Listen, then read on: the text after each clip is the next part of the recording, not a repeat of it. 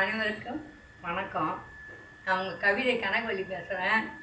ரொம்ப நாள் ஆச்சு. நான் நிறைய கவிதைகள் பாட்டெல்லாம் சொல்லுவேன். என்னால் இப்போ சொல்ல முடியல. ஏன்னா என் செல்லு ஒன்றே நான் புதுசாக செல்லு வாங்கியிருக்கேன். அதனால் நான் உங்களுக்கு இப்போ எதை பற்றி பேச வந்தேன்னா, இந்த விஜய் பற்றி தான் நான் பேச வந்துருக்கேன்.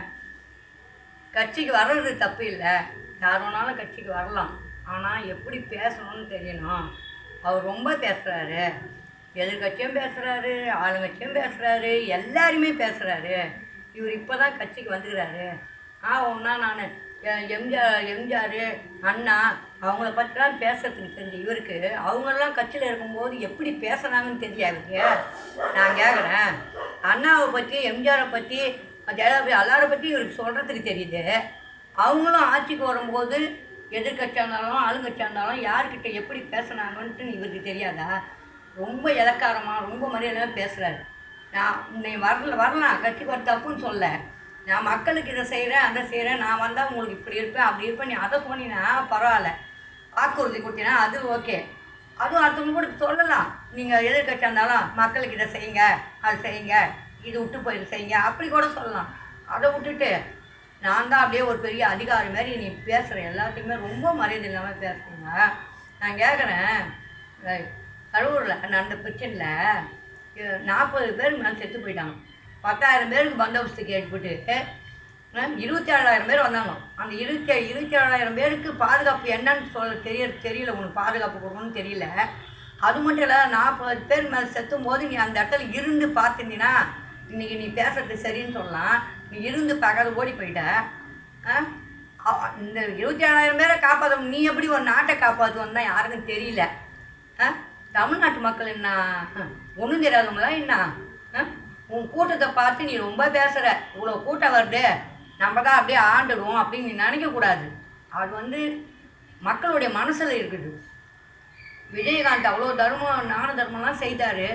அவர் ஆட்சி 10 முனியும் செய்தார், வந்து செய்தார். ஆனால் அவர் நிலைமையும் எப்படி ஆகிட்டோ புள்ள நின்னும் எப்படி ஆகிட்டாரு. என்ன அவங்களாவது ஏதோ பரவாயில்லை. ஆனால் நீ இப்போ தான் ஏதோ மக்கள் அதை பண்ணுற இதை பண்ணி சொல்கிற கட்டி முதல்ல நீ வரல, இப்போ தான் வந்திருக்கிற. அதனால் எப்படி பேசணும்? இவ்வளோ பேருக்கு 27,000 பேருக்கு உனக்கு பந்தோபஸ்து கொடுக்க முடியல. அந்த 40,000 பேர் நீ நின்று 40 பேருக்கு மேலே இறந்தவங்க நின்று உனக்கு பார்க்க முடியல. நீ எப்படி ஒரு நாட்டை காப்பாற்றோன்னு தான் எனக்கு தெரியல. எல்லாரையும் இலக்காரமாக எதுக்கு பேசுகிற? ஆளுங்கட்சியும் பேசுகிற, எதுக்கட்சியும் பேசுகிற, எல்லாரையும் மரியாதை இல்லாமல் நெக்கலா தெனாவட்டா. நீ பேச வேண்டியது என்ன? மக்களுக்கு நீ என்ன செய்கிற நன்மை தான் பேசணும். அதை விட்டு நீ கூட்டத்தை பார்த்து பேசுகிறியா? உனக்கு பார்த்து ரசிகர் கூட தான். நாங்களாம் கூட தான். நாங்கள் விஜயகாந்த் ரசிகர், எம்ஜிஆர் ரசிகர், எல்லாம் நாங்கள் ரசிகர் தான். ஆனால் நாங்கள் ஓட்டு போடும்போது யாருக்கு எப்படி போடணும் எங்களுக்கு தெரியும். யார் எங்களுக்கு நன்மை செய்கிறாங்களா அப்படின்னு தான் நாங்கள் ஓட்டு போடுவோம். ரசிகர்ன்றது வேறு, ஆட்சி கட்சின்றது வேறு. புரியுதா? நீ ரசிகர் கூட்டத்தை வச்சு கனவு காணக்கூடாது. புரியுதா? ஏறாகூடமாக பேசுகிற எல்லாரையுமே.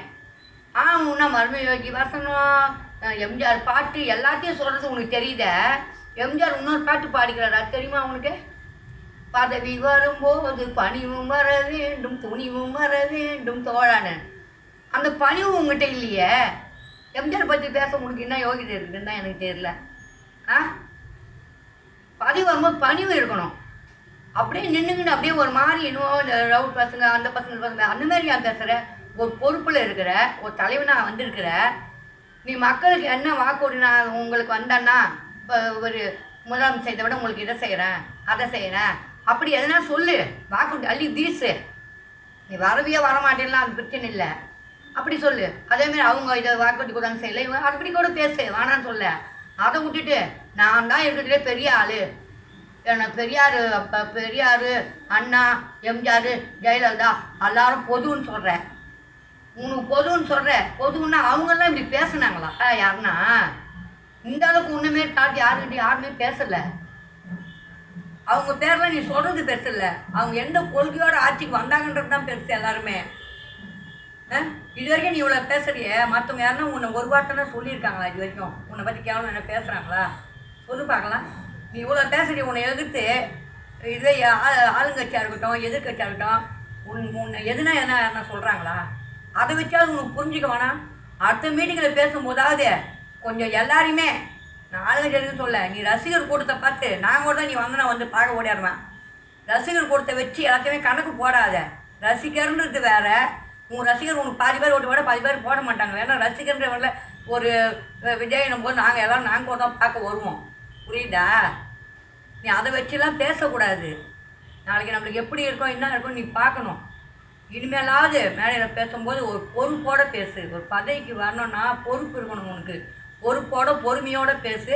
அடுத்தவங்களை மனசு நோகிற மாதிரி பேசாத.